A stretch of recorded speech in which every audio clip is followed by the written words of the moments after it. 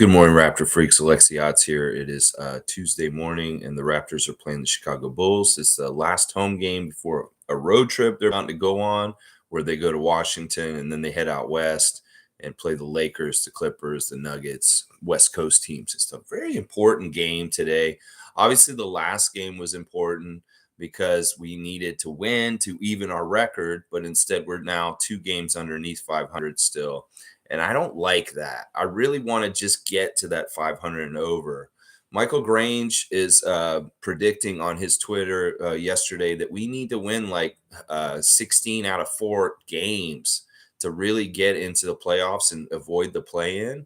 And I don't know how accurate he is. I think he's depending it on how the pace is of the teams that are above us, as far as the Knicks and the Hawks and different things, as far as how to outpace them. We'd have to go 16 and 4. He may be right, but maybe it won't have to be that much. I don't know. Either way, we need to win a lot. And fucking around and not winning on Sunday was not good. I know that a lot of people saying, oh, we're going to lose anyway. Yeah, but we need to win. I don't give a shit. I'm very Masai Ujiri right now. We just need to fucking win. All right, let's see. Shere Khan's here first from last night. Hey, Raptor Freaks family. Posting this late Monday night. Sportsnet says Fred is expected to be back in the lineup versus the Bulls. Just wanted to share the good news. That's all. Peace and love. Go Raps. Thank God. Seriously, thank God, Fred, that you're not listed for personal reasons to miss a game over a 5-day stretch of not being hurt. Yeah, thank God you're not on the injury list. You're going to hopefully be playing tonight. Seriously. You know, when I think about it, Fred's had like 2 weeks off. And I'm a little worried about him, like, because he's probably, I don't know how much he's been working out. I don't know how much he may be out of shape right now because he has not played since before the All-Star break. So in some ways, he's taken 2 weeks off. 2 weeks off, Fred. You have not played an NBA game in 2 weeks. So, yeah, we need you to show up tonight and play well. I don't want to see you fucking around. And if you play shitty tonight, I'll be like, yeah, fucking Fred, man. You know, he's really got to get in my good graces again to a degree. Like, help us win tonight. And I'll feel way better about you in some ways. Amit's here. Amit the GOAT.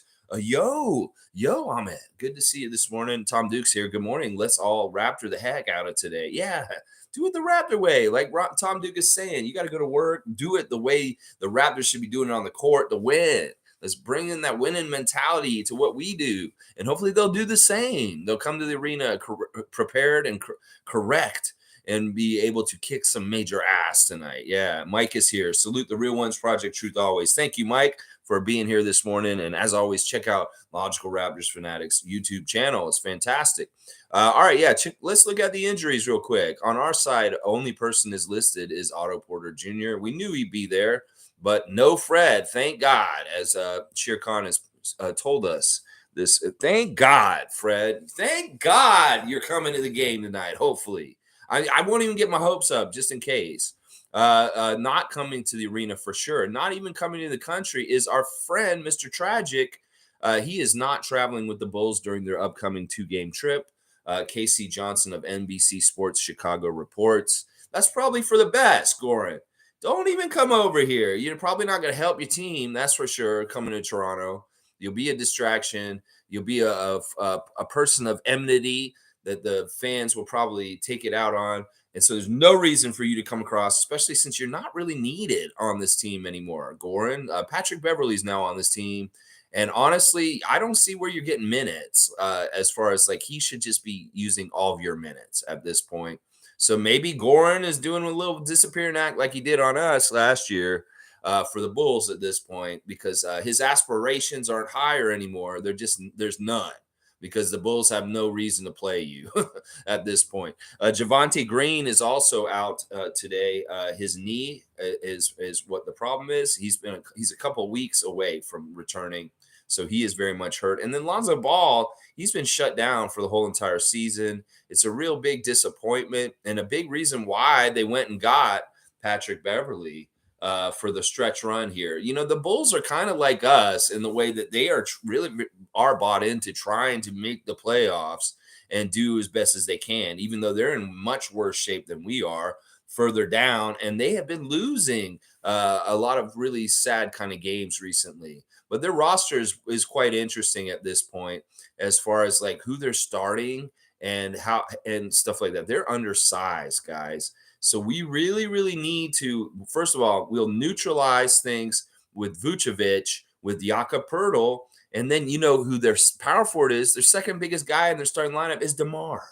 That's right. They have been doing this weird thing, but Billy Donovan for a couple of years now, where they start DeMar at the 4, and then it goes like Levine, it's Caruso and Beverly. That's their starting lineup. So it is very much kind of like a 4-guard lineup, which is very interesting to me, considering who we may start tonight against them. That it may be like a Beverly, Caruso, Levine, DeRozan, Vucevic versus Fred, Gary. Well, not Gary probably, because Gary will probably come off the bench tonight. It'll probably be Fred. Well, maybe they should bring Fred off the bench. Seriously, maybe we should keep Gary in the starting lineup, put Fred on the bench tonight. Just to, I don't know, if I was Nick and there was something like, come on, Anyway, it's probably going to be Fred, Scottie, OG, Pascal, and Poeltl against that Bulls lineup that I just talked about. That is really way smaller than us. And that is a key to the win today, that we need to bully the shit out of them at the 4 other positions in center. If we can bully them at center too with Poeltl on Vucevic, that's great. But at least we can neutralize Vucevic in a way we've not been able to in the other games since we played them earlier this season. But now we got Jakob. And then, Scottie against people like Levine or Alex Caruso, really? Oh, that's a baby on his back that he should take to the low post and just kill down low. Same thing with OG. Like whoever is guarding OG is going to have to get posted. Pascal, you're going to put DeMar on Pascal straight up one-on-one? DeMar was joking at All-Star that Pascal cannot guard him one-on-one. Well, let's see if you can guard Pascal one-on-one, DeMar. You may be that neither one of y'all can guard each other and that you're just too good of offensive players as far as things. I don't know. I mean, I can understand why it's hard to guard DeMar DeRozan. We've seen how he's crafted his offensive game over a long, long period of time. Here in Toronto, we saw a lot of it. And he is very unstoppable and clutch in a lot of different ways as an offensive player. But Siakam's taller, and Siakam can probably guard him pretty okay to bug him. But DeMar says he can't guard him. At the All-Star, he said, you still can't guard me, Pascal. Well, let's see if you can guard Siakam on the other end of the court, DeMar. That may be more important, actually. So, we really do need to bully them. We're the bigger team, and we need to take care of that. Now, their recent they've won 2 in a row. They beat Washington on Sunday. They beat Brooklyn on Friday. Of course, these 2 teams are a little bit different recently. I mean, Brooklyn is. Washington is trying to make a push similar to us in Chicago. But they were on a losing streak before that.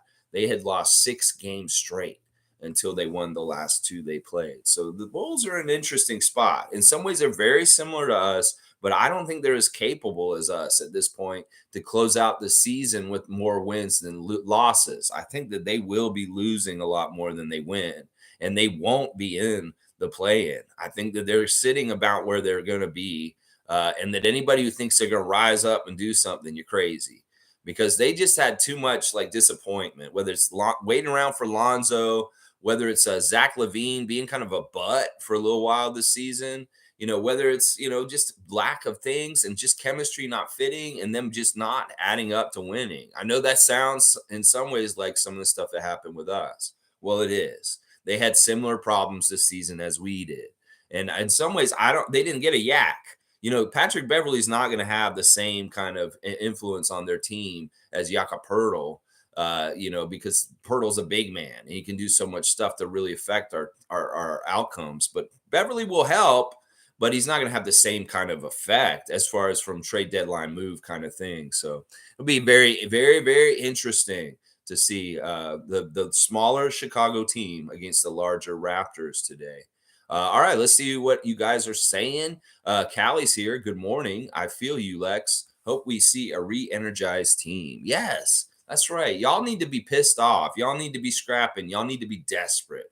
Y'all need to be playing like you're down 3 games in a series and you're playing for your lives, Raptors. You can't fuck around anymore. There can't be any half-assed energy coming in the game where you're coming flat and the other team is just absolutely killing you because their effort is much higher. There can't be any like, I'm just going to take it easy and coast kind of shit. Y'all need to be fucking very serious right now because this shit is getting cutthroat and we want a full playoff spot. We don't want to fuck around with playing games. Seriously. If we can avoid a play-in game, that is the best outcome, Raptors. Y'all need that 6th spot. So you need to get going and start winning. You need to get on the court, daddy. That's what I'm saying. Yeah, Fun Guy saying just cooking up a mean breakfast and tuning in. Yes, sir. Oh, Fun Guy, son, he's cooking up some good out in Mississauga right now to eat right now. And hopefully the Raptors will be cooking up some good things on the court today here at Scotiabank Arena. Let's just do some news and notes real quick. Scottie Barnes has a new BitBuy commercial out where he hugs people for confirmation of a transaction on BitBuy. And he's very awkwardly like appearing like a genie at this person's wedding. And then when they are having a baby later, it's very, very strange commercial. It's very, very strange. He shows up and he hugs and they say confirmation. And the wife is very mad, very, very mad at the guy for doing transactions and hugging Scottie. And at the end of the commercial, Scottie's holding the baby.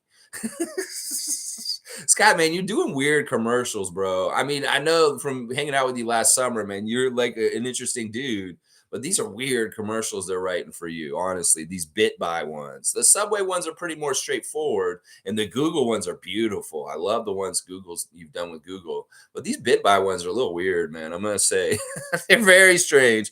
Shere Khan saying Fred most probably back tonight. Good news for sure. Yeah, I'm happy about that. Honestly, I am, but I'm still kind of pissed at him too. Like, seriously, this is the kind of thing where it's not that he has to make it up to me, but I'll feel better about him when I see him do really good things for the Raptors. He's successful and we win. We win and Fred looks good, then I will forgive him to a degree. But in some ways, I'm mad at him right now. And I need him to show up and make us win some games because I'm pissed at him for not showing up on Sunday. Seymour saying, just order me some Raptor rum made in Alberta, keeping it north, Raptorland. Let's fucking go. You got Raptor rum? I'm guessing that's a branding, a name on it. That may not be officially branded with the Toronto Raptors, but it may be just the name of it, Raptor rum. That's interesting. That may be an interesting endeavor for somebody here up in Canada that makes rum to name their rum Raptor rum. That makes me very curious, Seymour. I do not drink, so I will not be going near that stuff myself. But yeah, you drink your Raptor rum, Seymour, and have a good time. It's from Alberta, huh? Cool. Race Mode saying, good morning. I have higher aspirations today. Let's go. Listen, Race Mode's all about having some higher aspirations today. Well, Goran, you don't have to come and deal with our snow and our crazy ass weather this week. As Shanika Young said yesterday on Twitter, I just want to see the sun come out. Well, hey, listen, we're winning too. We don't have to see your ugly mug come to the game, Goran Dragic. And yes, Race Mode Media, I have higher aspirations for this Raptors team to get in the fucking playoffs and out of the play-in. I'm very much with you. Logical saying, not gonna lie, I was thinking about it. We don't know how the birth went. Babies are in a weird state in the first 48 hours. Maybe a birth defect surgery or something. I wouldn't look super hard at the Cavs game. Mike, I understand what you're saying, and you're exactly right that this kind of stuff could happen. But the picture that came out does not show that baby was in distress. I studied a little bit of this kind of stuff with births and mortality. Like I used to study how often babies die when they're born. I know that's not real, like sunshiny, but that was something that I did used to study, birth rate mortality. And like the high chances of dying are like very much in the very beginning of life, in the first year of life. That's why you have to be so careful with a baby, because they are delicate and you need to be careful with one. What I'm going to say is, first of all, that picture looked like that wasn't in a hospital. It looked like that was at their house and that the baby looked totally healthy and fine. I don't know for sure. I'm still pissed. Let's just put it that way. Let's just get this done. And hopefully he's playing tonight, he plays well, and he contributes to a big win, hits some clutch shots, and we win the game, and I have a short memory, basically is what I'll say. But no, I don't think it was anything like that, Mike. Hopefully not. And hopefully I'm exactly right that there were no complications with the birth and that everything's fine. Because everything from what I can tell from detecting, I'm a detective in a way, it doesn't seem like there were any problems with the birth. There may have been problems with Shantae that we don't know, and that could be possible. But I don't think it with the baby. The baby looked very healthy and looked like, listen, the baby doesn't come home and do stuff if it's not ready. And that baby was already home. So let's see. Canadian Cowboys saying, good morning, Lex and Raptor Freaks. Let's go. Next win. Let's go. Everyone have a great day. You too, Bradley. Be safe out there. And ta-da for your home needs as far as painting, cleaning, washing windows, moving big objects, getting on the roof and helping you out. Bradley and ta-da can be there to help you. Seymour saying, Pat Beverly and Caruso are just as pesty as Garland and Mitchell, just not as offensively talented. We should win by 10, in my opinion. I love that prediction by Seymour. I'd love to win by 10 at least. I just want to get a really good win. I just really want to get above 500 and quit fucking around, Raptors, and no more losses. We need to win a bunch of games in a row to have good inertia going into the West Coast trip when we go to LA and Denver. Really, really important. Fun guy saying, I love the Scottie Google ones. The best one is when he has the phone and he's talking about the fans, the city, the love while recording. That one's touching. Yeah. I really love it too. And in some ways, it's very from the heart. It's not bullshit. It's not lip service. He does really love the city, and he is a part of our city now.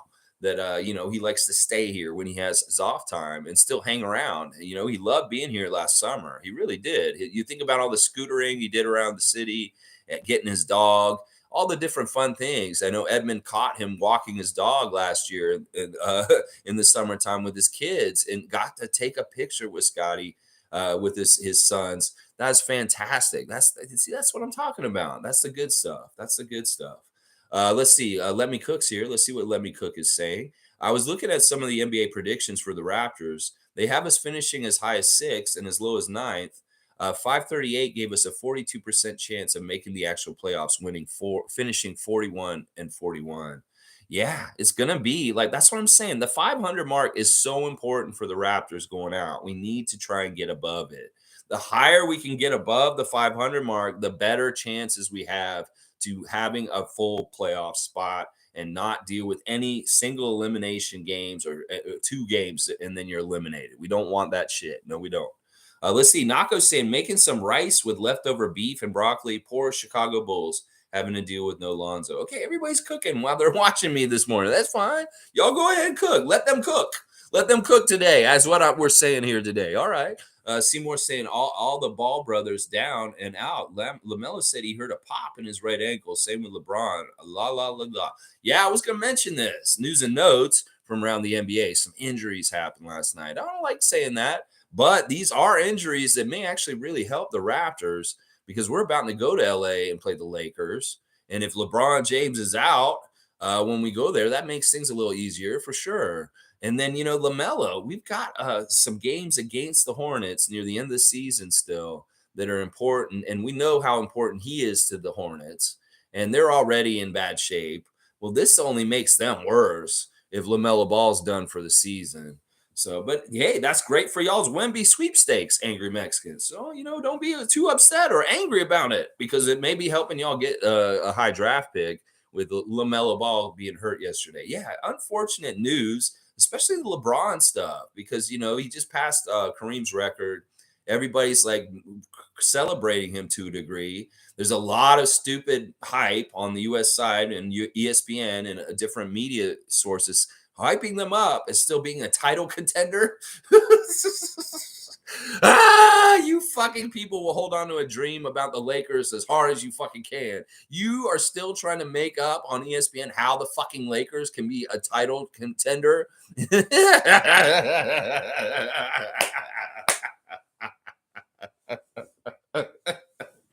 I would respect you more if you started talking about us being a title contender over the Lakers. Seriously, they're too far out, and now that LeBron is out, they're done. They're done, y'all. Y'all started all that ESPN hype about the Lakers still being a dark horse to win it all.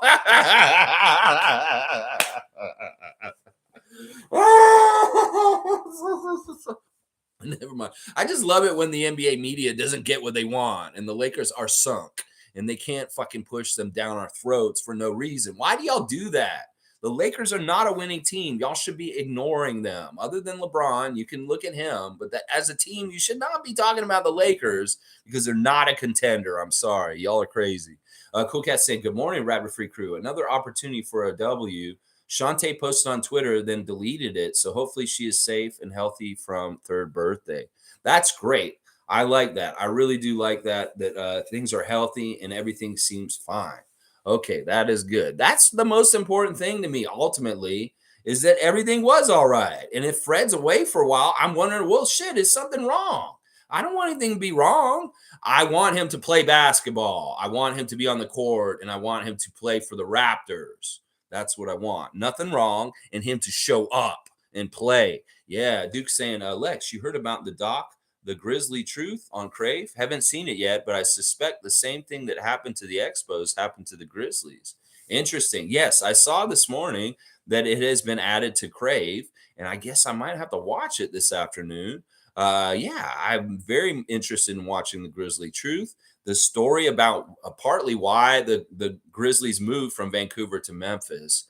And yeah, I'm all about watching it. And it has finally got dropped on Crave. So I probably will watch it hopefully today. I'll have to see if I can get access to Crave to watch it. Mike's saying, I don't know. It's different for me. I'm not upset. I can't get upset when his family is the reason. He's so driven and committed to working. We benefit from that. So I don't know. If he's away from them, I just accept it, man. Well, listen, I accept a lot, and I'm very understanding and stuff like that. But yeah, I went over this so much yesterday, Mike.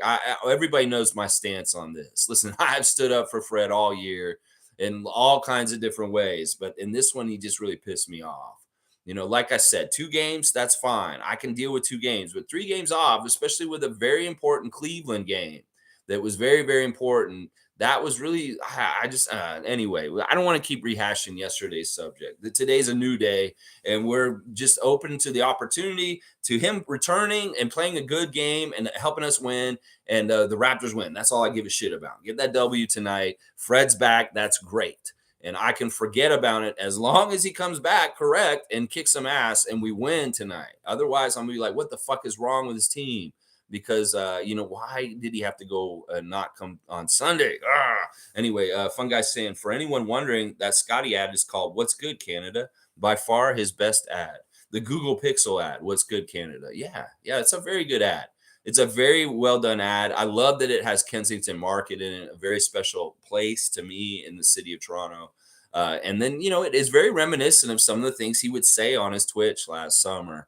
It's not a script to a degree about what he feels and what he's saying in that. He very much said that kind of shit in real life while he was playing video games. So it's not like out of his character. That's why it sounds like so good. And he's saying this is home and stuff like that. He means that. He's serious about that. Toronto is his home at this point.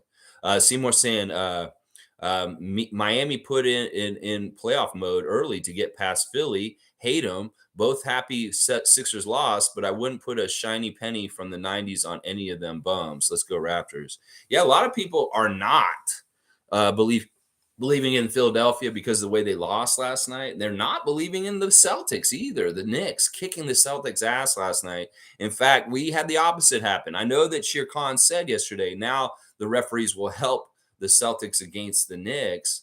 Well, that didn't happen that way. They actually helped the Knicks last night. There are hierarchy to this. And in some ways, New York is the golden boy that they would love to push the most and really help as much, but they're not usually capable. And it's hard to help them. Well, in this situation, they showed they supersede the Knicks over the Celtics sometimes as handholding and trying to take care of them referee-wise. Because listen, Jason Tatum got ejected for the first time in his career last night, and he got ejected for saying, this is the best officiating game I've ever played in. He said that, and they threw him out for sarcasm. Can you believe that? That is crazy. That is absolutely crazy. And then, of course, they lost. They lost to the Knicks last night. That doesn't help us in some ways, but it does, I guess, because it's the Celtics losing.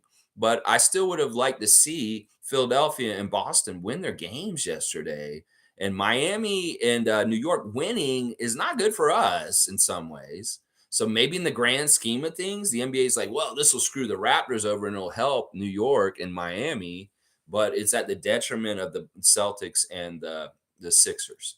It's funny because the Milwaukee Bucks are on such a crazy win streak right now. They're technically number one in the East now. They have dethroned the Boston Celtics because of the loss to the Knicks last night. So very interesting shakeup. I'm sure Celtic fans are pissed off because they're not number one anymore. And you go Bucks. I'd love to see you keep that number one seed and not let the Boston Celtics be number one at the end of the year. I'm all for Milwaukee being the number one seed and being the number one team in the Eastern Conference. I am a hater like that. So yeah, very weird refereeing in that New York Boston game last night. That's right. Boston is not always the golden boy when New York's around, and that's where the head office of the NBA is. And they've always dreamed of New York doing things and getting championships again since the 70s. So yeah, there's still a lot of head office that would like to see the Knicks be successful. All right, let's see. Seymour's also saying, thanks, fun guy. I'm going to peep it. Yeah, check out Grizzly Truth, now released on Crave Canada. I'm sure it's a fantastic documentary. I'm excited about seeing it myself. Tom Duke saying Woody Harrelson has a new movie coming out, Champions.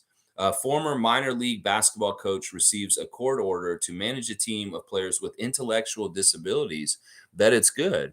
All right, we'll have to see that. I hope it's good. I like Woody Harrelson. He's one of my favorite actors of all time.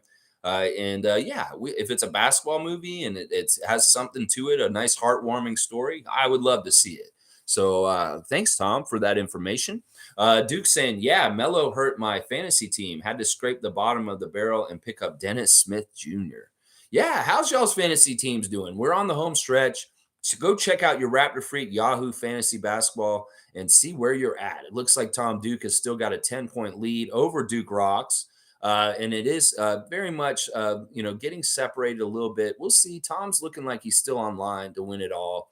But, there is still maybe time. We'll have to see. But I see you dropped Cam Reddish and picked up Dennis Smith Jr. from Charlotte.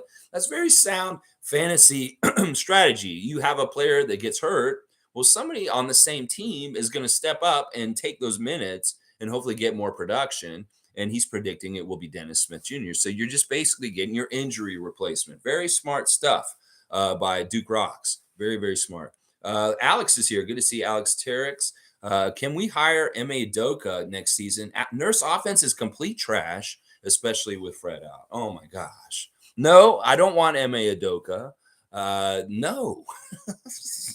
No on all of this. No, Alex. Why do you hate Nick Nurse so much? Seriously, this is a great coach. We needed Fred. I blame Fred for how bad our offense looked the other day.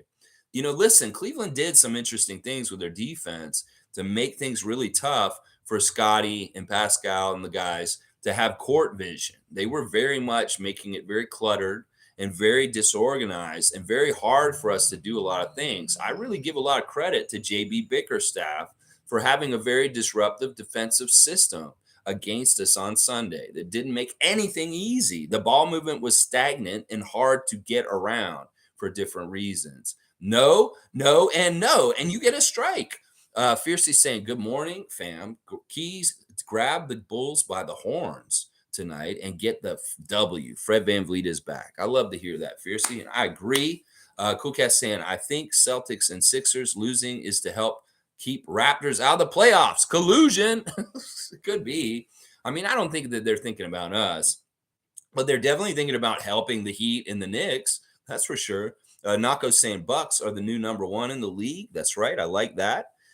Mike is saying it's crazy how people come up with wild takes after losses. Not gonna lie, armchair quarterbacks need to stay on the armchair. Half the popular wild takes would never work out. It's the twilight zone when we lose.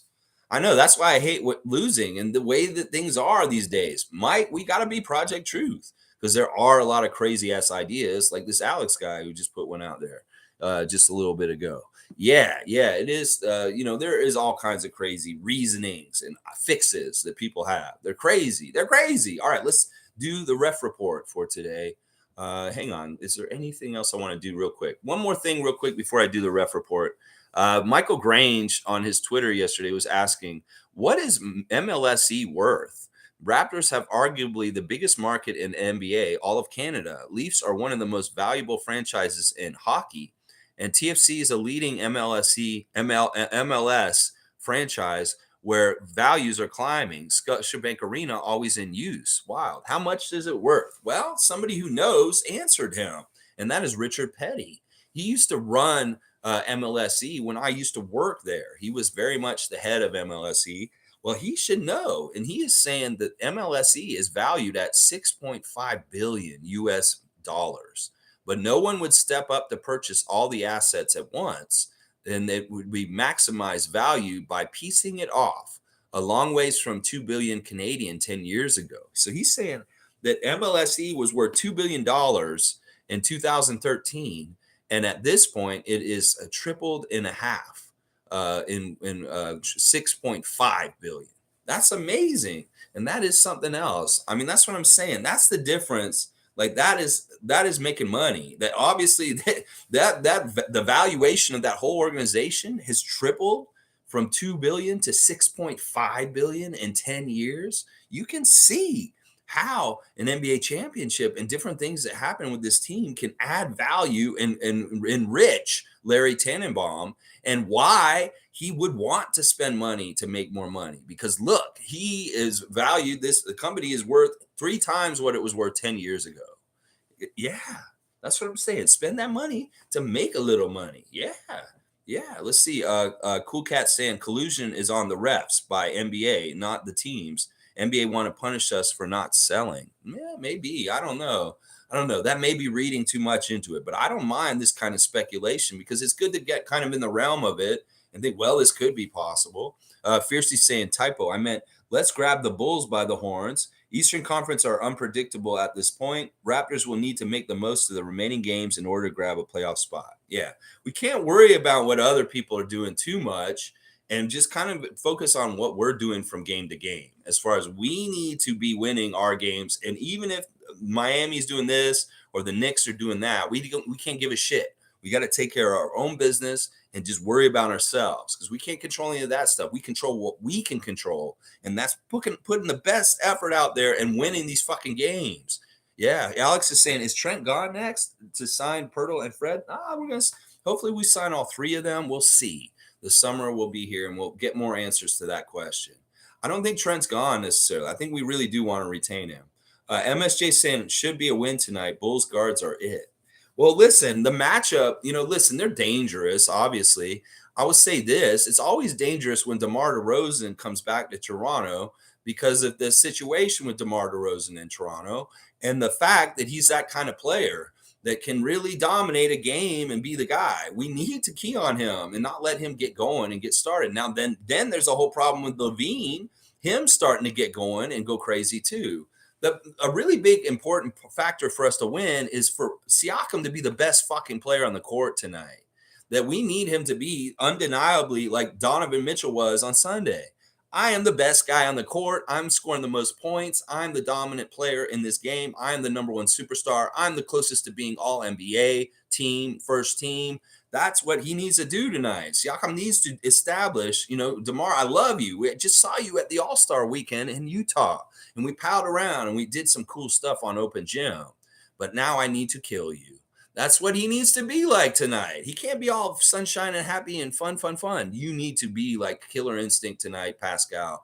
You need to come in and I want to be the best player on this damn court tonight.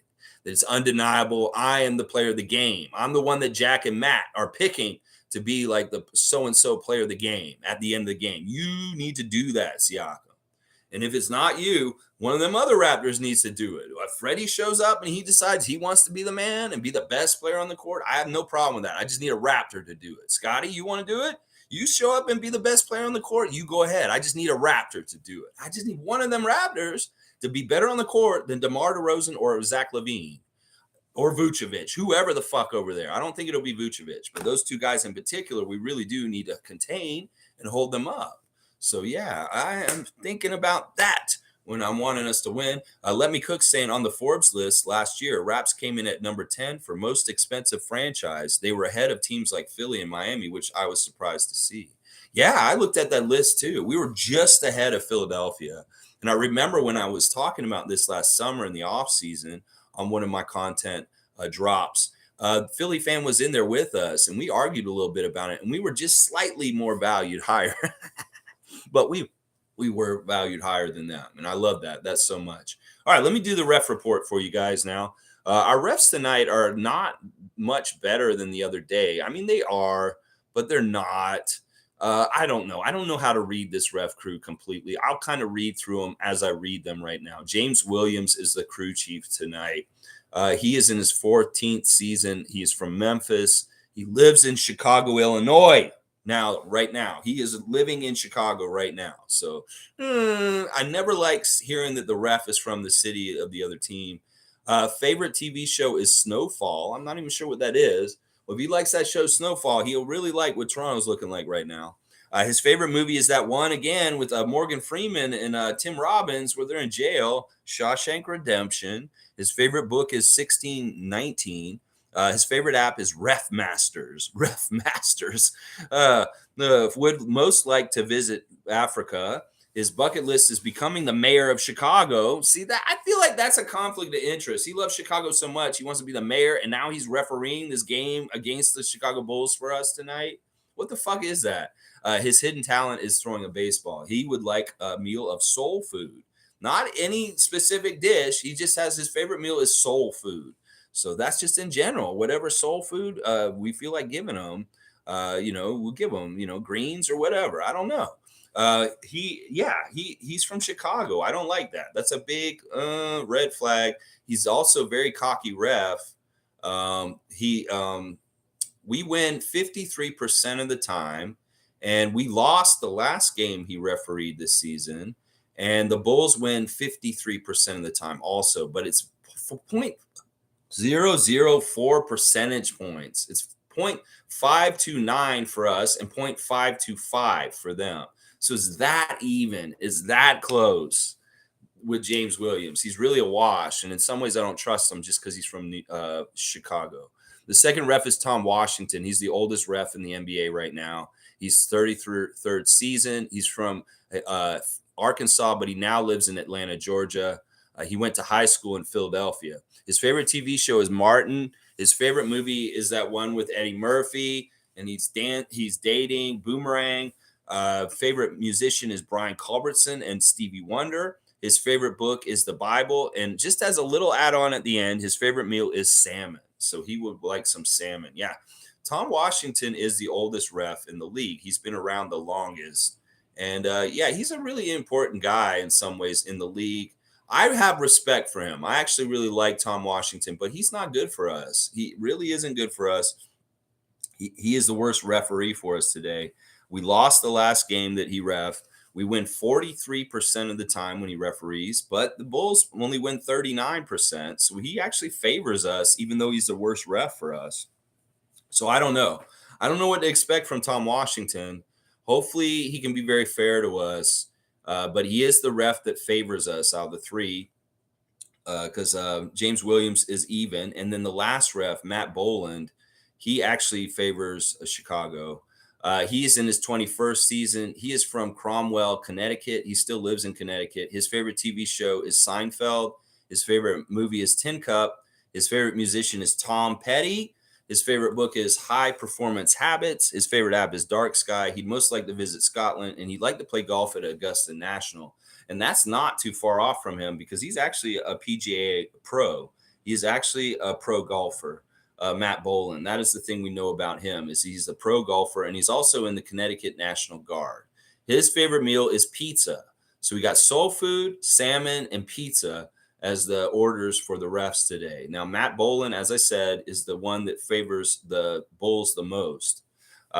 We win 48% of the time with Matt Boland. We lost the last game that he refereed, and the Bulls win 49% of the time. So 48-49 for the Bulls, Matt Boland. So the first ref, the crew chief, is even. The second ref favors us. and then the third ref favors them. So it's very even crew, with the crew chief being from Chicago and wanting to be the mayor of Chicago.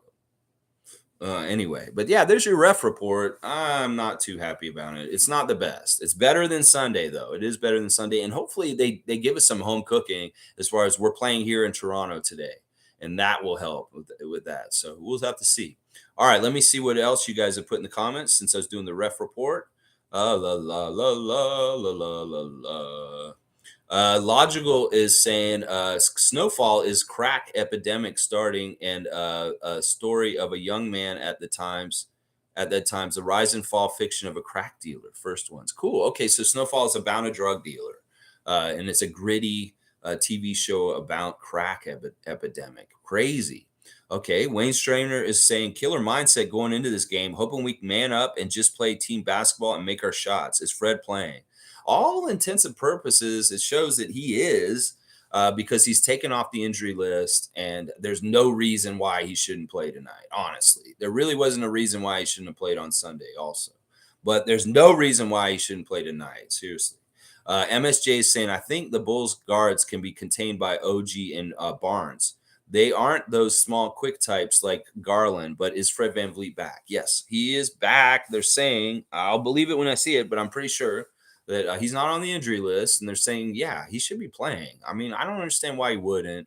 If he didn't, then I would have more and more questions, and I probably have to go after him again tomorrow, and I don't want to do that. I want him to play. I want him to play well, and I want us to win. That's what I want. Yeah, I think we can have some good success against the smaller size of the Bulls overall. You know, they have some backup big guys. They just don't use them as much. They really do like that small lineup of kind of running with the 3 or 4 guards. I really do look at DeMar as still being like a shooting guard, like when he played for us. And now he's playing the 4. It's absolutely crazy to me. And it's not like they have a lot of size coming off the bench either. Sure, they got Patrick Williams, Dalen Terry, Derek Jones Jr., and Drummond. Drummond is their backup center, and they, that. But other than that, it's really they're a guard-oriented team. They've got Beverly, Caruso, Io, Kobe White, Zach LaVine, DeMar DeRozan. These are all guards, and so they're very guard-heavy with their minutes. And maybe we can capitalize on that. I'd like to see that. Let's see. Let Me Cook saying, if you could pay for front court seats to see one player in NBA history play, who would it be? Me? You know what? I will probably maybe pick Wilt Chamberlain. Not gonna lie, just because he's in a different era, and that would have a real novelty to me. And I think that what he did back in the day doesn't get enough shine in some ways, because he really seriously was dominant. He was like Shaq before Shaq. So yeah, I think I would pick Wilt, just because he would be very interesting to see live, up close, how big he is and how quick he was and all the things he used to do. So I'd say Chamberlain. Yeah. Duke's saying, when it comes to sports franchise valuations, it's hard to estimate the non-U.S. franchises. While Toronto is the 4th or 5th biggest North American city, their value tends to be lower than similar cities like Chicago. Yeah, I don't know. There's a lot of moving parts in this. And like I said, like Peddie said, because it's the Leafs, it's TFC, it's all that in one. That's what the valuation is. It's not just the Raptors team when they say 6.5 billion. That's the worth of the Raptors plus the Leafs plus the TFC plus the building.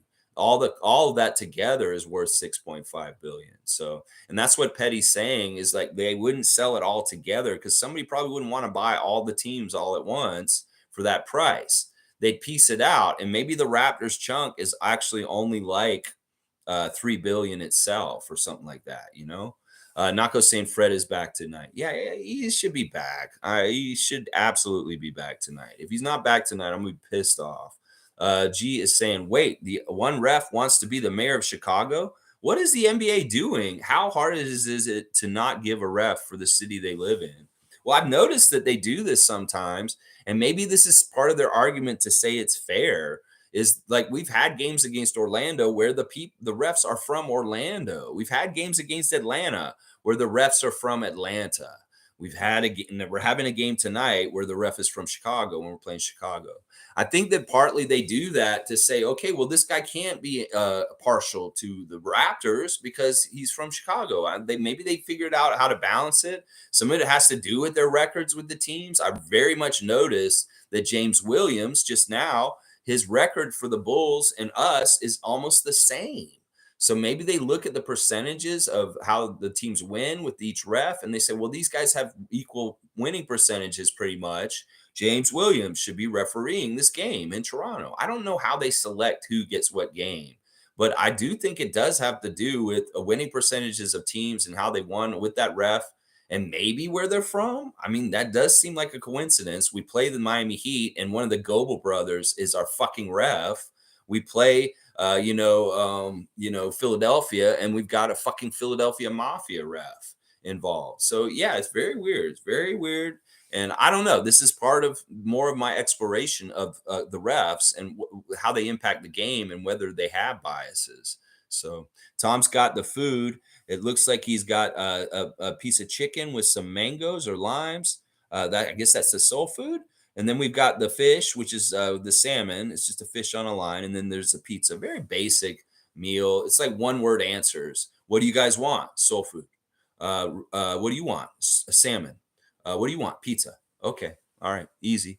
Tom Duke saying, please be fair, refs. Don't get rattled if they don't, Raptors. Yeah. If there's anything we learned from the last game, the refs can be really, really, really unfair. And it's not any use of getting too rattled or upset because it may take you out of the next play and we fuck up even worse because you're too busy, John, with the refs. In some ways, we really do have to keep our heads down and just keep battling and battling and battling and hope that if Nick is trying to get them to change the whistle, that he can get through to them either by getting an angry tech and yelling at them or just by politicking and talking to them about getting more fair calls for us. We'll have to see. Being home will help us in this situation. Hopefully we will get some home cooking because the pressure of the crowd on the refs can help. So fans that are going to the game tonight, come correct with the energy. If we could duplicate the vibes in the building from last week with Caribbean night, that'd be fantastic. Jack said it many times this weekend that he wants every night to be like that night. That if we could just have Caribbean themed night every single night at the Air Canada Center, we'd win a lot because the vibes are so strong, the party atmosphere, just the good feelings, the good music, the happiness. That Jack was like, can we do this every night? He said that a few times this weekend. And I agree with him. Like, if we could have those kind of vibes and it helps contribute to winning, I don't mind it being Caribbean night every night. I have no problem with that. So in some ways, come down there with that attitude if you're going to the game tonight. I know some of you are. Come down there with that real loose and fun party atmosphere like last week. And maybe we can have some of the same success. I'm all about that. Seymour saying, Snowfall is the best show. I can't wait for the next episode. Don't sleep on this show. Trust me. So James Williams is really hip, I guess, by knowing that this is his favorite show. I know The Wire is a similar kind of gritty show that takes a really tough look at the inner city and different things that happen in there. So it seems like it's that kind of show. Like, that'd be cool. Forgetful saying, missed yesterday's show. So sorry if I'm going over old ground. Cavs game put exclamation mark on Fred's importance. Also, Masai, we need Scoot or equivalent to win chip in 24 or 25. Okay, interesting stuff. Forgetful. We did miss you yesterday. Hopefully you were feeling okay and everything was all right. Yeah. Fred's importance was very pronounced from Sunday, and that was part of the reason why I was so mad at him yesterday. Yeah, if you watched the stream from yesterday, I sounded a little bit like his detractors and haters, but it all came from a very much a place of love where I really love him and want him on this team, and I want him to show up and be successful. And him not coming to the game on Sunday really pissed me off because it made me question him in certain ways that I don't like having to question him. I just want to feel like he's doing the right things for us. And I don't think he made the right decision on Sunday. I really, really don't. I don't know all the details. It could be that he had a very good reason for missing the game in Cleveland. But to me, it was really, really a bad mistake. And that he should have just showed up and came and played that game. You get paid a lot of money to play basketball, Fred. You need to play basketball. You don't need to be sitting at home. I don't care if you just had a kid. You need to be on the court. That's your job. Let's see. Duke saying, interesting that the Raps overtook the Leafs in value. The Blue Jays are odd. For years, they made themselves look like a small market to avoid revenue sharing. Their value should be way higher. That's interesting. Interesting strategy, too, by them. Yeah, Blue Jays are starting their season and spring training, all that kind of stuff going on. I love that. It's really weird that they have Don Mattingly as part of their coaches now. Really, really interesting to me since he's such an important Yankee in the history of the Yankees franchise that he is a Blue Jay this year. Don Mattingly, very interesting to me. Nako say Taco, Nako the Nacho saying, while we're on the subject of TV shows, y'all should check out Yellow Jackets. It's a way better version of Lost. It's on Crave. All right, you guys are giving all your recommends on TV shows. Well, I recommend you watch Open Gym. That's my favorite TV show. All right, Seymour's saying, okay, Logic and Nako will do. They want you. All right, Seymour's got some stuff to put in the queue. Clicks here. Good to see Clicks. Been a little bit. Good to see you, buddy. DeMar said next time he plays us in Toronto, he will drop 40 points. Interesting to see what happens tonight. Yeah, he would say something like that. And I wouldn't put it past him to really give it a good shot. Well, OG, you better get in his way. I don't want to see DeMar dropping a 40 piece on us tonight. OG, have some pride. Some of you guys have pride and stop him. It'll be a good natured competition of fun. It'd be nice to see him, but y'all need to win and don't let DeMar go off and do this. We need Siakam to be the number one guy out there. Let Siakam get those 40 points, is what I'm saying. 905 Yada's here. Good morning to 905 in the house. Good morning, Raptor Freaks. Let's bounce back today. Yes, I love it. And I'm all about what Yada's saying. Duke Rocks is saying the Leafs are 2B plus and the Raps are 3B plus. Blue Jays that play 162 games are 1B plus. That doesn't make sense. It doesn't have something to do with TV revenue. Oh, you're saying 2 billion plus, 3 billion plus, and 1 billion plus. Some of it is our championship. Seriously, our value for our team shot up after 2019. And that is part of it. The Leafs have not won since the 60s. The Blue Jays have not won since the 90s. We're a more valuable franchise, partly just because we've won a championship in recent years. So that is a big part of it right there. Plus, our brand is super popular around the world. And the Raptors brand is global, a little bit more global in some ways than the Blue Jays and the Leafs. Sure, there's worldwide Leaf fans, but it's not in the same way like the Raptors. In fact, the Leafs and NHL international fans are likely to like all kinds of different teams, but international NBA fans are more likely to be Raptor fans. That is actually like they marketed it that way on purpose in some ways, and people kind of do identify with the Canadian team in other countries before some of the American teams. So in some ways, we collect the global market for the NBA better than the Leafs do for the NHL. Because, a fan in Russia or Sweden, they may be a fan of the Canucks or the Canadians if they're looking at Canadian franchises. And because we're the only Canadian franchise in the NBA, we collect a lot of the international fans just because of that. So I think that's part of it. The championship and that our international appeal is on a more broader general level than the Leafs.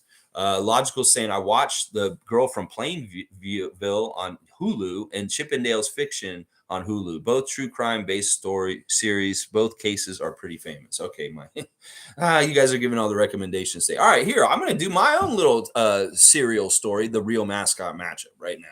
The last time we saw the MASCOT, he had been drag racing with the Piston Hot Rod, and he wrecked it, and they wrecked into each other, but the Piston Hot Rod kept going once again, and he's in the ditch and kind of went through the windshield a little bit and kind of messed up. And like a nurse saw what happened and stopped and came over, and it's the Cavalier nurse. This woman that was involved in torturing the Raptor earlier this season with Nurse Annette. They were very, very racist towards Raptors in their world. In fact, they don't believe in their kind being around them, and they wanted to torture him just for that reason. They did no other reason other than a pure hate for somebody who's not like them. And well, the Cavalier nurse is realizing that who she's helping. She just went to help. She didn't realize it wasn't a human, that it was a Raptor. And like they're just discovering who it is, and it's gonna become just like Peter Griffin and the chicken. Yeah, You know those scenes, those crazy fight scenes on Family Guy. They're about to throw down in the street, the Cavalier nurse and the Raptor. Well, the fight is not very even. In fact, the Cavalier nurse is very strong. She's like a massage therapist, and she has a lot of upper body strength and a lot of muscle. And she beat the shit out of the Raptor. He's already beat up because he just went through the window of the rocket car. He's all cut up and messed up. And she's just kind of kicking the shit out of him on the side of the road. This isn't the first time this season that the Raptors been kicked the shit out of on the side of the road. If we remember, the son that helped them get off the property beat the shit out of him on the side of the road too. So yeah, basically the Cavalier nurse kicks the shit out of him and then she leaves. And it's kind of good that she just left him there instead of like taking him like she did before. They would beat the shit out of him and take him back to the sauna room. Well, she doesn't have time in this, and she just like wants to wash her hands of him. So he said, yeah, all right, you're just there. And she leaves. And he's just on the side of the road, beat up. It's just like that ZZ Top song. It's like, she got me under pressure. She left me in the roadside, in the ditch. Yeah, it's just like that song. She got me under pressure. You know that song? Old heads know that song. I know Duke Rocks knows that song. Well, that's basically what happened. She let them in the roadside by the ditch. And he's not any better than he was after going through the window of the rocket car.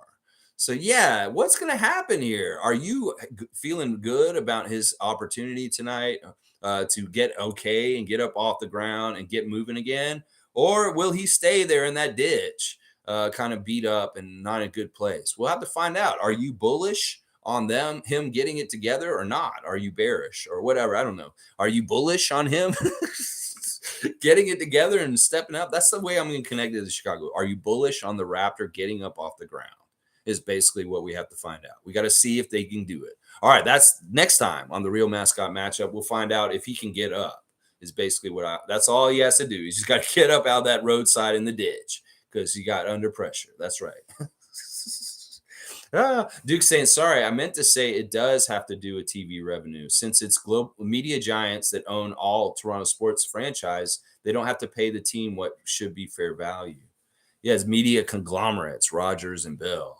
Yeah. Okay. All right. Yeah. Well, they're the vehicles for the TV. So I don't know how that all works exactly. My eyes really start to water and like glaze over if you talk too much about this. Mike saying Duke rocks. It's based on how popular sports are. The interesting thing is hockey taking baseball here. Football teams are worth the most in North America, then basketball, then baseball, then hockey.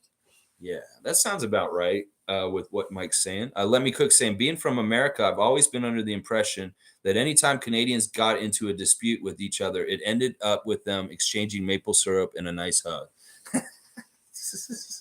Okay. Well, that's cool. Let Me Cook. You know, I'm a hybrid. That's why my accent's a little weird. I'm born here in Toronto, but I was raised in Florida in Tallahassee, and I pretty much was in Tallahassee from the age of 4 until I graduated from Florida State University. So I'm very much raised American. So I am very much a hybrid. You know, when I grew up in Florida, I had to listen to all this kind of stupid shit from American kids in my classes, all the dumb ideas about what they think Canada is. And they all thought they were so witty. And they all involved either maple syrup or hockey or Michael J. Fox or some stupid shit. So yeah, it's good to know that people, even when they're older, they still do the same stupid ass tropes about Canada.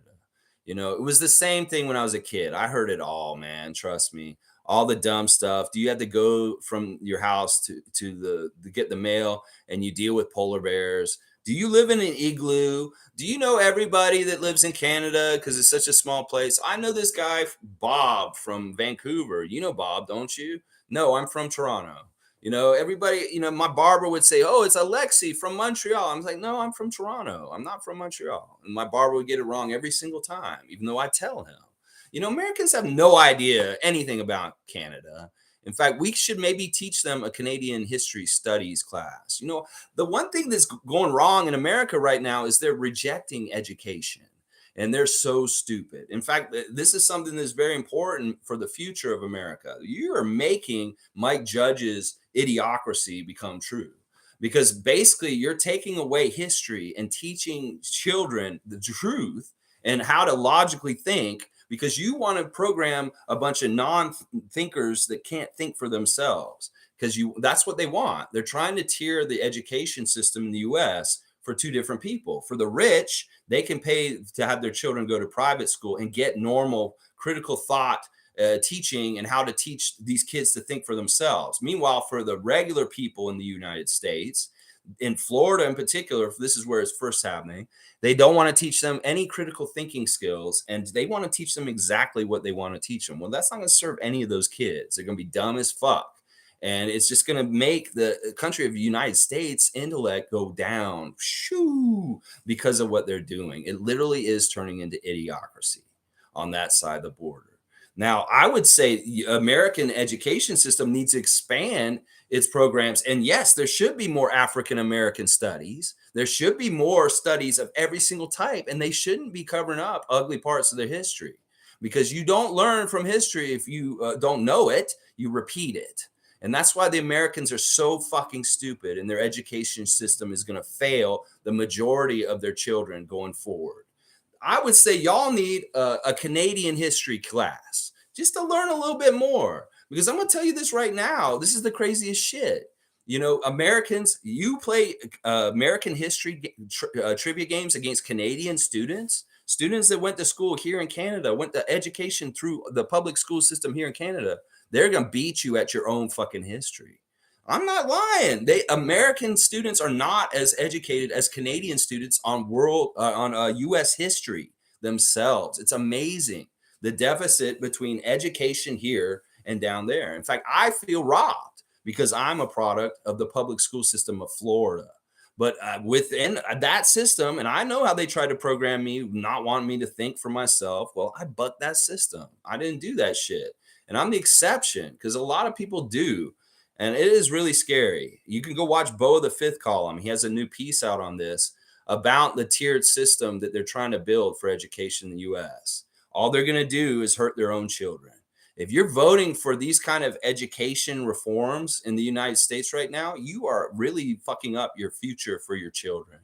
You're going to make dumber, and dumber you Americans. So really watch out, US, with your education system and what you're valuing and what matters about teaching kids. You should be teaching them to think for themselves. You should be teaching critical thought and not making little mindless robots that you can just manipulate and use as cogs in your big machine. That is basically what you're trying to do. Oh, yeah, there you go. There you go. I'm sorry. I don't take this kind of American jokes about Canada very lightly anymore, because honestly, it was a big part of the bullying of when I was a young child. And yeah. Don't be coming with that. I'm telling you right now. Let me cook. I could let you cook a little bit, but that's it. I cooked on you is what I did. Yeah. Let's see. Tom Duke saying, let's get some 100% Canadian maple syrup. Toronto Raptors tonight, get a good double-digit lead. Jump out on them right from the start. This is a key to the victory. Jump out them right from the start and kick their ass and keep that lead for most of the game. And I will be all about that, Raptors. We need you to have that double-digit lead of 100% Canadian maple syrup in there. Yeah. Duke Rocks is saying championships do add value to a franchise, but it's mostly based on market. The Leafs had the highest value in hockey until most recently, until the Rangers took over because they are from New York. It could also, I don't know exactly what's going on in the NHL, but it could also be the Rangers are playing better. I don't know. Have they won a Stanley Cup recently? I really do equate the championships as really the quickest way to bring your team up in value. It really, really is the quickest way. So yeah, I don't know. I don't know exactly all the numbers on that kind of stuff. Logical saying America doesn't want to pay enough taxes for their children to learn and be healthy. Yeah, taxes suck. Well, it's not even about taxes. It really is about control. They really are. They want to tier it with the healthcare. They want to tier it with the education. And that is why they're going just down the tube. Seriously, they really don't have very smart leadership or politics at this point. There's so many dumb idiots with all these kind of crazy, stupid ass ideas, like people like Marjorie Green Turner or whatever her fucking name is. And they have power, and they're a counterbalance from people that are actually trying to do good things. So yeah, there's all kinds of problems down there. And the war in the education system down there is really fucked up, between banning books and banning AP classes on Black history and stuff like that. There's all kinds of racism showing through what some of the decisions they're making about education in certain states. and in certain places around the US right now. It's really scary. And you can start to see how a dystopian future of very much a huge working class that's working for overlord upper class is getting more and more pronounced by separating the children from being able to be smart or not. That is really what they're trying to do down there. I don't know if people understand that enough. That what Ron DeSantis is doing in Florida is really much making a tier between, like, you're poor and you're in public school system. You're not going to get the education that my rich kid that I paid this money to go to private school. They're going to get all this ahead of you, and that's how they ensconce people staying poor and people staying rich and the privilege. They're going to do it through the education system. Yeah, it's really bad. Let's see. I'd rather pay more taxes and get the benefits of it. I'm not anti-tax. I think taxes are good. I think that Canada, in a lot of ways, is good that we have taxes like this because we need healthcare. We need different things like that. So I'm not anti-tax. Lion Hunter saying agreed with the American educational system thing. My master's and PhD in the States was so easy compared to my bachelor's in Canada. Laugh out loud. It's just different standards. It's just different, like, mentality about the philosophy for why we educate our kids. In some ways, they just want to program kids to be obedient and follow the rules. That's what school, all it is down there. It's not to let them learn or learn how to think for themselves. They don't want you to learn how to think for yourself. They want you to fall in line and just do what they want. And the school is the first place they teach you how the schools look like prisons. And, well, in some ways, they're kind of like we're trying to shape you to follow the man and to listen to authority and to be a good citizen in society. That's half of what school is to control. And it's not even about educating.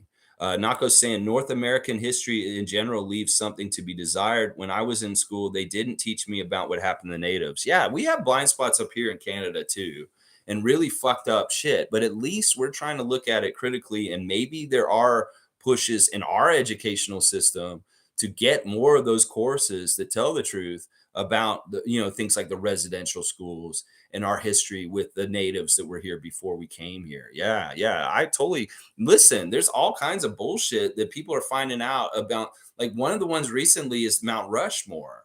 In school, when I was a little kid in Florida, I was taught about Mount Rushmore in a really weird way than the truth about what it is. And, a lot of people find out later the truth about Mount Rushmore, and they feel hoodwinked. They feel kind of like, fuck, my teachers lied to me about Mount Rushmore and why they tried to paint it as some patriotic, great thing, some really important celebratory thing, where it's really kind of disgusting, the story behind Mount Rushmore and what it was. So it's interesting. You lie to the children, they get smart enough to think for themselves, and then they realize you lied to them. Yeah, that's messed up. That's really messed up. Let me see. Let me cook saying, is it true whenever you see even a big puddle in Florida, you better stay away because most like an alligator is in it? All right. He's doing it both ways. So you know what? I'm going to give you that. I'm going to give you that because there are stereotypes about down there also. All right. It all evens out. No, you know what? Where I lived, yes. Yes. We had a big, huge drainage ditch in my neighborhood in Tallahassee, and it had two things next to it. It was near my house. And then right next to it was an old children's home, like sanitarium, which was used in the 70s for people that had kids that had disabilities and problems that they didn't want to deal with themselves. It was one of these horrible hospitals where kids that parents didn't want to take care of them because they had problems. They sent them away and they had to live in this hospital. It was really, really huge hospital, and it's really like fucked up. It's on a hill, and it was so ominous and empty and abandoned, and it full of ghosts too. Like, they've done ghost shows since at that place, like staying in overnight and walking around trying to detect it. When they had all the ghost shows on TV, they went to this actual hospital before they tore it down, because this hospital had a bunch of asbestos in the walls. And like, it's just a crazy place. Like, there's that drainage pond with the hospital, and then in the pond there were alligators. Yeah, we'd go down there and play as kids. And yeah, we'd have to watch out for the alligators around there. So that's not totally untrue. And this is in the middle of Tallahassee, like in the city. This isn't like on the country. This is like right in the middle of town, like where I lived in Tallahassee. So it wasn't like the alligators weren't in the city. So yeah, I mean, there's some truth to that. There's some truth to that, even in North Florida. It's definitely true in the South, like in the canals. There's definitely alligators and stuff in like Miami, swimming around in those canals down there. G saying, Lion Hunter, nice work. Yeah, yeah, good stuff. Like I like to hear that you have higher education. Duke saying every year Forbes comes out with valuations for all sports franchises. In recent years, all the big sports, hockey, basketball, baseball, and football valuation skyrocketed due to TV revenue. This is an interesting topic because this is coming around with the NBA. It's something that's coming around with something like the WWE also. In fact, there's a lot of speculation that Vince McMahon is trying to sell the WWE right now because TV contracts are about to change. And in some ways, Vince is ahead of the curve and he sees the bubble about to burst. And some people are speculating that the TV contract is about to be signed for the NBA with that whatever networks they decide to go with soon. That they may be bigger and more expansive and help the salary cap. I know this is something that Mike talks about on Logical Raptors Fanatic, but there are some experts saying that there's going to be a burst of a bubble and that could be really weird. And that's part of the reason why Vince is trying to sell the WWE right now is that he sees TV rights and things the way they're going with streaming and different media sources of how you get media at this point, that it's a changing landscape. And that because Vince is trying to sell his company, all of a sudden now that's a signal that there's something about to change. And the fact that all these contracts are up for, wrestling and for basketball and different sports, and they're all trying to renegotiate with the big, media conglomerates, there's something's changing, shifting. I don't know exactly what. I'm not really up on all this details, but I was listening to somebody talk about this yesterday as far as like the sale of the WWE and what that means in relation to things like with, the NBA, the NFL, and stuff like that. So very, very interesting stuff. Logical saying it's about taxes. Services need funding to have effective where the problem. All right, Mike, you got to proofread, bro. Before you hit send, read it out loud and make sure it makes sense. Where the problem is the people in charge of the money aren't putting everything they can into services. Tax cuts means lesser people have less. I believe in responsible usage of tax money, obviously. I don't believe part of the problem is a lot of the tax money in the States just goes to the military. It's basically all their tax money is funded and goes into the military. It's really messed up. Now, I have problems in some ways, like John Tory's budget here in Toronto. He wanted to give a whole bunch of money to the police, like even more money to the police. I have problems with that, like tax money going to stuff like that. I want tax money to go to things that I care about and that I want the tax money that we put into the government spend on. But in a lot of cases, that is better here. You see more of the effects of your tax money in benefiting you in life here. You don't see it in the States. Seriously, they don't. You don't see the benefits of your taxes down there as much, and that's part of the reason why they're anti-tax, because they don't see any benefits to it. But we actually see benefits to our taxes here in Canada.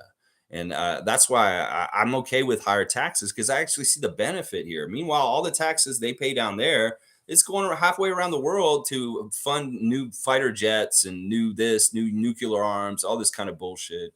Let's see. Duke saying in basketball, I find this to be a problem because the big U.S. networks can pressure results and is one of the biggest reasons the Raps don't play on Christmas. Nah, that could be true to a degree. We don't get a Christmas game because they really build the schedule around the Christmas games. The guy who makes the schedule makes the Christmas games first, and then he builds it out from that. Like he says, all right, this is who the NBA and the TV stations want on that day to play.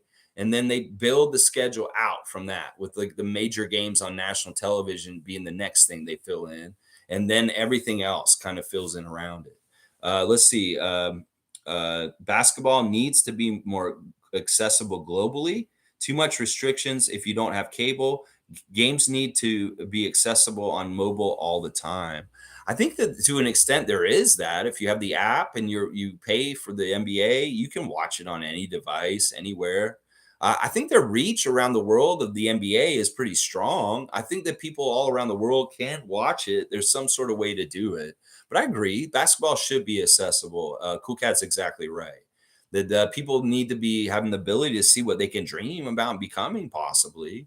I know that with Masai's work, obviously things in Africa have opened up way more for opportunity for young men, young women from that continent to have a path towards basketball. So, that's always good. Is access is always good for anybody in any kind of way.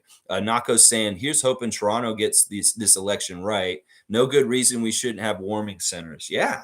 Yeah, that's an issue a lot of people feel strongly on, and that's fucked up about the city. There's all kinds of problems with homeless and a lot of empty condos and a lot of problems with things. We need somebody that wants to fix things, not just the status quo and continue to allow people to just line their pockets while everybody is like miserable and having a horrible life because it's really hard. So, yeah, this is something, Nako, that I don't know if you voted in the mayor election last year, but a lot of people didn't. And the percentage of the turnout for the mayor election last year was really pathetic and disgusting. We got to make sure everybody votes this time. No fucking around. Everybody's got to show up and make sure they get their vote in. Troy Henry saying, just by getting free healthcare here in Canada is a big plus on my taxes, etc. Yeah, and I'm okay with that. I like the healthcare system here. Don't fuck with it, Doug Ford. You are already starting to try to do that. And it seems like Trudeau's almost like kind of in with you. And I don't like this. These guys are fucking con artists and they're trying to rob us. They want us to, they want to make money off our blood and our death. That's so immoral. The system in the United States is immoral. The system in most European countries is the right system. And we need to continue to be who we are with our healthcare system historically. We don't need to start reverting it or trying to change it to be more like the States. That is only good for like profiteers and people that want to make money off the blood and misery and sadness of us. It's not like the state's healthcare system is something to want to be like. Trust me. So anything that's going in that direction in this country, fuck you. Who's ever trying to do that? Our system is fine. Quit fucking with it. And it makes me so mad that they're trying to hurt it by not giving it funding so they can blame that and say, oh, the healthcare is not very good because, okay, well, you're not fucking funding it on purpose. So it is not very good. So now you can turn around and say, oh, we need private health on top of it to help supplement it, augment it. Well, I understand your little trick. You get your foot in the door and you try and make the percentage more and more into the private healthcare. Fuck you, Doug Ford. You're just trying to profiteer off the blood and death and misery of health and people suffering. It's not the right way. Trust me. The U.S. has all the worst health outcomes in all kinds of ways because of their for-profit healthcare. You don't want to be like them. Trust me. You do not. And that's part of who I vote for is based on that because that's a very big issue to me. Nameless is saying, here's another stat. Teachers in Canada make double their counterparts of the U.S. That's fantastic. And that's the way it should be. In fact, I'll bet you teachers in Canada are probably underpaid still. It's that bad. Oh my gosh. All right, where am I at? It's about an hour and 15 in. All right, let's just do a little quick overview real quick and get out of here. The injuries for today are basically no Goran Dragic. He's not come across the border. How dare he? He would never even try and come into our building again. I'll bet. Javonte Green and Lonzo Ball are out also. The only person on our injury list is Otto Porter Jr. So that's telling me that Freddie's going to be there tonight. Thank God. Scottie's got a new Bit Buy commercial out. And at the end of it, he's holding a baby and listening to this couple. And yeah, it's weird. Apparently, MLSE is valued at $6.5 billion US dollars, according to Richard Peddie. We've had some injuries in the NBA last night. LeBron James and LaMelo Ball are going to be missing some time now. And you know what? We got to play them still by the end of the season. So that's not a bad thing for us. Our referees tonight are Chicago native and wanting to be mayor of Chicago someday. James Williams is the crew chief. The oldest ref in the league, Tom Washington. And then PGA pro golfer, Matt Boland. Those are our three refs. They're pretty like even as far as how I handicap them, as far as who they favor. I can't say for sure that they're a hit job on us. They could very well give us some home cooking, but there is the possibility that they could be very similar to some of these crews recently that have been very unfair with contact at both ends of the court. So we'll have to see. Let Me Cook saying, if Jokic doesn't get to the finals again this year, will his 3 MVPs in a row be considered watered down? When Bird won 3 MVPs in a row, he won 2 rings with them. Yeah, it's interesting because obviously Nikola does probably deserve to be MVP again, But you know what happens is, and this is something that we're seeing from the whole argument with Shaq and Kobe with Steve Nash, is that, Steve got those two MVPs, and in some ways, Shaq blames Steve from taking an MVP from him. That his accolades would look way better, that he didn't deserve both those MVPs. And the fact that he has two, and Shaq saying, oh, I only had this one or something like that, that it's kind of bullshit to him. And some people may start thinking that with Nikola, that in some ways he's hoarding these MVPs. And then in hindsight, we may look back and be like, holy shit, Jokic has 3 MVPs. Well, why doesn't Giannis have this? Or why doesn't Embiid at least have one? Or this and this and this? People are going to say this kind of shit. So I don't know. In some ways, I'm very much let people have their turns kind of guy. And then also in the whole stacking up of all-time greats, well, then you see this resume of Jokic having 3 MVPs. It puts him at a level higher than some of the historic guys that maybe he shouldn't be at. So I don't know how to handle this. I really, really don't. I don't envy the MVP voters. They're going to vote how they're going to vote. And hopefully we can watch them like we did last year. That was very entertaining doing the vote watching at the end of the season because they were out there. We could see the people's votes, and I could fucking roast people for not voting for Scottie for Rookie of the Year and stuff like that. That was very fun the last season. So hopefully we'll be doing vote watch again at the end of the season with the people who vote for the postseason awards. But this will be weird. I don't know. Like, listen, in some ways, this isn't an easy answer. That Jokic, I don't know if he'll win again this year just because it sets a lot of a precedent about him if he's won 3 MVPs in a row. That there's so many good players that never did that in the past. And would you elevate him above some of those players in the importance of the NBA? So there's a lot of different things working in here. Let me cook. And I appreciate your last couple of questions and stuff. It's been funny. Randolph saying, blessings, beloved Raptor freaks, most informative gang on this game day. Our team needs to dominate tonight to boost their confidence in them going very far in the playoffs. Yeah, there's some of our Raptors nation that aren't confident in this team at all. In fact, they're being a little snarky about how we lost to Cleveland the other day. They're very like, I knew that they're a pretender. They're not really a good Eastern top team. And they're just like, they're getting like evidence, things that they didn't believe in the team already. And now they can say, oh yeah, we can beat bad teams. We can't beat good teams. Well, fuck all that. We need to just beat teams. I don't care if they're good or bad. We just need to win games. And I'm sick of people like watering down our accomplishments recently because of the schedule or who we're playing or who's missing on the other side. Fuck that shit. This season's been hard. We've got to give our team and our good feelings when we get them. We have to feel them, because if we have good feelings and we get a win, we've had a lot of losses and felt depressed. When we get a good win, we want to feel good and not have Debbie Downer come and say, well, you did it against this team and they're not so good and shit like that. Fuck all that shit. Let's just be happy when we get the W's and be upset when we don't. Yeah. All right, guys. Thanks for watching me again today. Please like, comment, subscribe, and share. Hopefully the Raptors beat the Bulls tonight. Let's take advantage of the size advantage we have against them. Jakob and Vucevic. Good even matchup. Let them play each other, match them up. Maybe Jakob can beat him, but if they just stalemate each other, that's fine. Because Vucevic has hurt us earlier this season being a big man. Well, we can negate him now.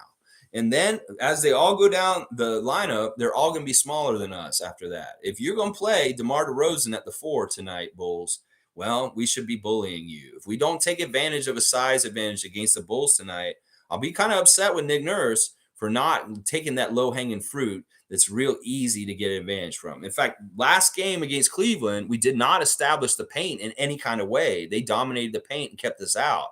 Well, I don't want to see that tonight. I want us to go low and get after them and get right next to the basket and put it on them. I don't want to see us having trouble just getting in there and having trouble in different ways like that. We need to get in there and we need to mess them up close because we have that advantage. All right, guys, have a great Tuesday. And like Tom said earlier, Raptor your day. Do whatever you do with excellence and the winning attitude and the right attitude and kick ass. And hopefully it'll all go into the ether and come up and come back down into the Scotiabank Arena tonight and help and energize our Raptors to a big dub tonight in the Scotiabank Arena. You guys go into the game, get loud, get those defense chants up high, celebrate and cheer DeMar, but he is the enemy tonight. We do not want to see him go off for 40. like he is saying he wants to do to us tonight. No, no, no. He is family and we love him. But this is, and we need these wins so bad right now. So don't fuck around. Don't play with your food. Get that lead, build on it, and keep it the whole fucking game, Toronto. We need dominant win because there's a lot of people that don't believe in us, and we need to show that we are very capable and we're dangerous. All right, y'all. Have a great day. Let's go Raptors. Beat those Bulls tonight. I want to be having a really fun reaction stream tomorrow where we got the win and we're all smiling and happy. That's what I want to do tomorrow. So let's go Raptors.